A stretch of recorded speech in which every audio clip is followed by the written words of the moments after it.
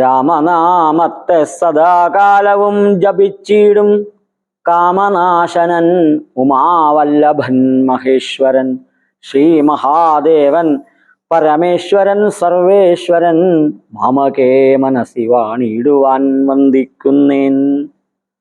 അടുത്തതായിട്ട് വന്ദിക്കുന്നത് സാക്ഷാൽ ശ്രീ പരമേശ്വരനാണ്. അപ്പോൾ ഗണപതി ഭഗവാനെ വന്ദിച്ചു, സരസ്വതി ദേവിയെ വന്ദിച്ചു, വിഷ്ണു ഭഗവാനെ വന്ദിച്ചു, വ്യാസമഹർഷിയെ വന്ദിച്ചു, വാൽമീകി മഹർഷി, 5 പേരെ വന്ദിച്ചു. ഇനി 6ാമത് വന്ദിക്കുന്നത് ശിവഭഗവാനെയാണ്. രാമനാമത്തെ സദാകാലവും ജപിച്ചിടും. രാമന്റെ നാമം എല്ലായ്പ്പോഴും ജപിച്ചുകൊണ്ടിരിക്കുന്ന കാമനാശനൻ, കാമദേവനെ ഇല്ലാതെ കണ്ടാക്കിയ ഉമാവല്ലഭൻ, പാർവതീദേവി, പാർവതീദേവിയുടെ വല്ലഭൻ ഭർത്താവായിട്ടുള്ള മഹേശ്വരൻ. ആരാത്? ശ്രീ മഹാദേവൻ. മഹേശ്വരനെന്നും ശ്രീ മഹാദേവനെന്നും പരമേശ്വരനെന്നും സർവേശ്വരൻ, എല്ലാറ്റിൻ്റെയും ഈശ്വരനായവൻ. മാമകേ മനസ്സി വാണിയിടുവാൻ വന്ദിക്കുന്നി. മാമകെ എൻ്റെ മനസ്സില് വാണിയിടുവാൻ, വസിക്കാനായിട്ട് വന്ദിക്കുന്നേൻ. അപ്പൊ 6ാമത് വന്ദിക്കുന്നത് ശിവഭഗവാനെയാണ്. അവിടെ മഹേശ്വരൻ, പരമേശ്വരൻ, സർവേശ്വരൻ, എല്ലാറ്റിൻ്റെയും ഈശ്വരൻ എന്നാ പറഞ്ഞേക്കുന്നത്. ആരാ ഈശ്വരൻ? ഈശ്വരൻ എന്ന് പറഞ്ഞാല് ഭരണനിപുണൻ എന്ന അർത്ഥം. ഭരണശ്രേഷ്ഠൻ, നിയാമകൻ, നിയന്താവ് എന്നൊക്കെ അർത്ഥം. ഈശ് എന്ന് പറഞ്ഞ ധാതുവിൽ നിന്നാണ് ഈശ്വരൻ എന്നുള്ള വാക്കുണ്ടായത്. ഈശ എന്നുള്ള വാക്ക് നിപുണതയെ സൂചിപ്പിക്കുന്നതാണ്. ഭഗവാൻ ഈ ലോകത്തെ സൃഷ്ടിച്ച് രക്ഷിച്ച് സംഹരിക്കുന്ന ആളാണ്. ഭഗവാനെ ചെയ്യാനും ചെയ്യാതിരിക്കാനും വേറൊന്നായി ചെയ്യാനും കഴിവുള്ള ആളാണ്. ആണ് ഈശ്വരൻ. ഈഷ്ടേ ഇത് ഈശ്വര കർത്തും അകർത്തും അന്യഥാ കർത്തും ശക്ത ഈശ്വര എന്നിങ്ങനെ ഈശ്വരനെ നിർവചിച്ച് പറയും. അപ്പൊ എന്തു ചെയ്യാനും കഴിവുള്ള ആളാണ് ഈശ്വരൻ. അതിലോ നിപുണനായിട്ടുള്ള ആളാണ്, വെറുതെ ചെയ്യല്ല. അപ്പൊ മഹേശ്വരനാണ്, എല്ലാ ഈശ്വരന്മാർക്കും മഹത്തായ ഈശ്വരനാണ്. പരമേശ്വരൻ, എല്ലാ ഈശ്വരന്മാർക്കും പരമനായ ഈശ്വരനാണ്. സർവേശ്വരൻ, എല്ലാവരുടെയും ഈശ്വരനായിട്ടുള്ളതാണ്. അങ്ങനെയുള്ള ആളാണ് സാക്ഷാൽ മഹാദേവൻ. അങ്ങനെയുള്ള അദ്ദേഹത്തെ മാമകേ, എൻ്റെ മനസ്സി വാണിയിടുവാൻ വന്ദിക്കുന്നേൻ. എൻ്റെ മനസ്സിൽ വസിക്കാനായിട്ട് ഞാൻ വന്ദിക്കുന്നു. 6ാമത്. ഇനി 7ാമത് വാരിജോത്ഭവനാദിയാകിയ ദേവന്മാരും. വാരിജോത്ഭവൻ, വാരി വെള്ളം, വാരിജ താമര, വാരിജോത്ഭവൻ താമരയിൽ നിന്നുണ്ടായവൻ ബ്രഹ്മാവ്. ബ്രഹ്മാവ് മുതലായ ആദിയാകിയ ദേവന്മാർ, ബ്രഹ്മാവ് ഉൾപ്പെടെയുള്ള ദേവന്മാർ, 33 കോടി ദേവന്മാരുണ്ട് എന്നാണ്. ദേവന്മാര് നാരദ പ്രമുഖന്മാരാകിയ മുനികളും, നാരദൻ തുടങ്ങിയ പ്രമുഖരായ ശ്രേഷ്ഠരായിട്ടുള്ള മുനികളും അവരെയും വന്ദിക്കുന്നു. അപ്പൊ ഗണപതി ഭഗവാൻ, സരസ്വതി ദേവി, വിഷ്ണു ഭഗവാൻ, വേദവ്യാസ മഹർഷി, വാൽമീകി മഹർഷി, ശിവഭഗവാൻ, ബ്രഹ്മാവ് ഉൾപ്പെടെയുള്ള ദേവന്മാരെ, നാരദൻ തുടങ്ങിയ മുനിമാര് 8 പേരായി. ഇനിയോ വാരിജ ശരാരാദി പ്രാണനാഥയും മമ വാരിജമകളായ ദേവിയും തുണക്കേണം. വാരി വെള്ളം, വാരിജം താമര, വാരിജ ശരൻ താമര ശരമായി ഉപയോഗിക്കുന്നവൻ കാമദേവൻ, വാരിജ ശര അരാദി കാമദേവന്റെ ശത്രുവായവൻ എന്ന് പറഞ്ഞാൽ കാമദേവനെ ഇല്ലാതെ കണ്ടാക്കിയ ശിവഭഗവാൻ. വാരിജ ശരാരാദി പ്രാണനാഥയും, ശിവഭഗവാന്റെ പ്രാണനാഥ എന്ന് പറഞ്ഞാൽ പാർവതീദേവി. അടുത്ത് വന്ദിക്കുന്നത് 9ാമത് വന്ദിക്കുന്നത് പാർവതീദേവിയാണ്.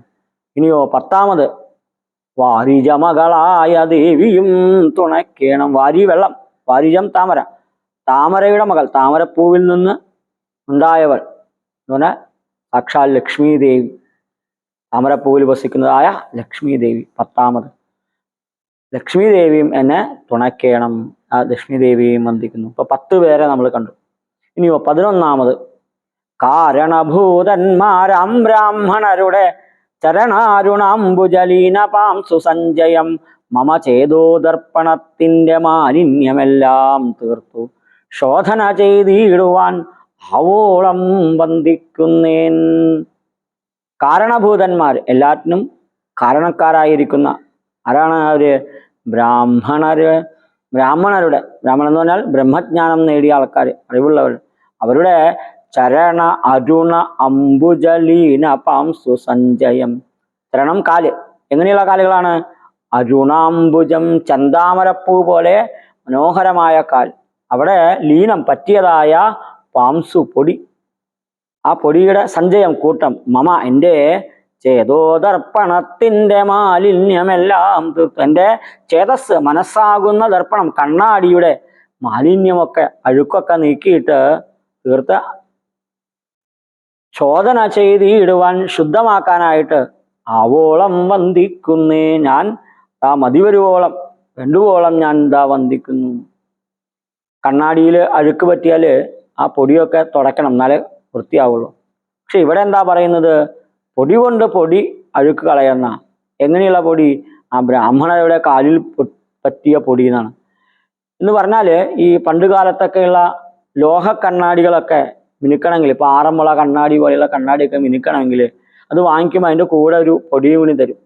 അപ്പൊ എപ്പോഴാണോ അത് വ്യക്തമായി കാണാതെ കണ്ടാവുന്നത്, അപ്പോൾ ഈ പൊടിയിട്ട് നന്നായി തുടച്ചാൽ വ്യക്തമാകും. അതുപോലെ ബ്രാഹ്മണരുടെ കാലിലെ പൊടി എന്ന് പറഞ്ഞാൽ അറിവുള്ള ആളുകളുടെ, അവരിൽ നിന്ന് നിൽക്കുന്ന അറിവ് കൊണ്ട്, അല്ലെങ്കിൽ അവരെ സേവിക്കുന്നത് കൊണ്ട് നമ്മുടെ ഉള്ളിലുള്ള മാലിന്യങ്ങൾ, അഴുക്കൊക്കെ നന്നായിട്ട് തീർത്ത് ശോധന ചെയ്യാതെ വൃത്തിയാവുക.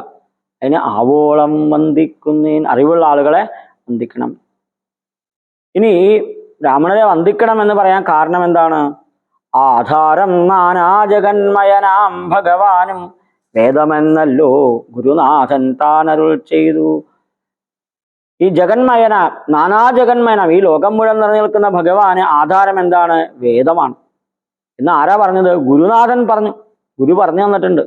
വേദത്തിനാധാരഭൂതന്മാരിക്കാണായൊരു ഭൂദേവ പ്രവരന്മാർ തദ്വരശാപാദികൾ.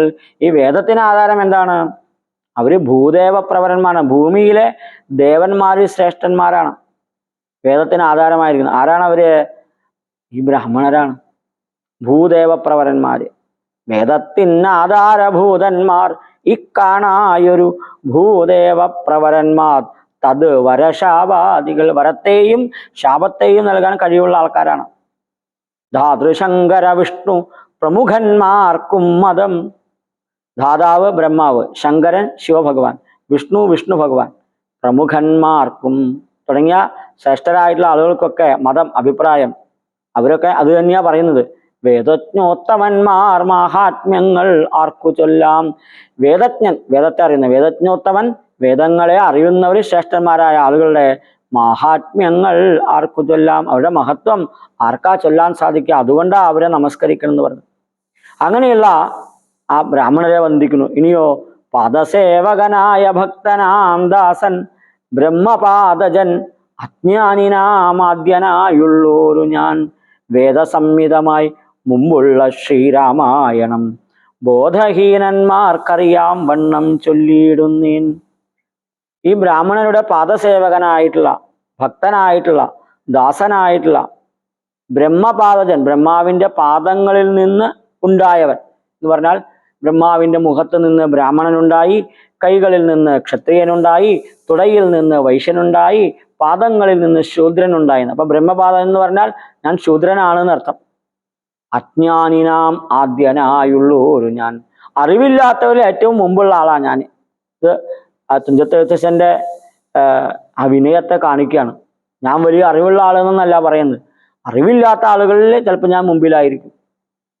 അങ്ങനെയുള്ള ഞാൻ വേദസംഹിതമായി മുമ്പുള്ള, വേദത്തെ അനുസരിച്ചുള്ള, വേദാനുസാരിയായ, അതിൽ മുമ്പുള്ള, അതിലും ശ്രേഷ്ഠമായ ശ്രീരാമായണം, രാമായണത്തെ ബോധഹീനന്മാർക്കറിയാം വണ്ണം ചൊല്ലിയിടുന്നേൻ.